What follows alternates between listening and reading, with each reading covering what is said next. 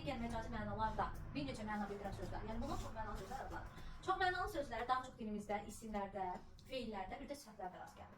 Hərəkət bildirən sözlərin, yəni demək olar ki, 80-90% çox mənalı sözdür. Ümumiyyətlə hansı söz ki, məcazi mənada işlədə biliriksə, bilin ki, o çox mənalı sözdür. Və çox mənalı sözlər daha çox insan orqanları ən çox rast gəldiyimiz. Məsələn, ağız, göz, burun, dil, diş, qol, ayaq, bunlar. Sonra feillər, məsələn, tutmaq, işlədək tutmağı. Birinci məsələn, nəsə tutmaq, düzdür. Birinci nəsə tutmaq, bu həqiqi məna. Sonra deyirəm söz tutmaq, əl tutmaq.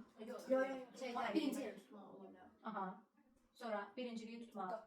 Həqiqi mənada. Qapı tutmaq həqiqidir də, tutulsa bilər. Hə. Söz tutmaq, fikir tutmaq, onun fikrini tutdum. Məsələn, almaq. Gedib nəsə almaq. Biri də var, almaq. Gedib nəsə almaq.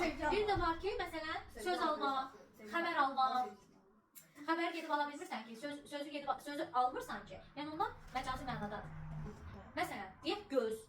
İnsanın gözü, heyvanın gözü, bunlar həqiqi. Sonra nəyin gözü ola bilər? Şkafın gözü, və yaxud da ayaq. Ayaq, kəndin ayağı, yolun ayağı. Bir də insanın ayağı, heyvanın ayağı, bunlar da həqiqi.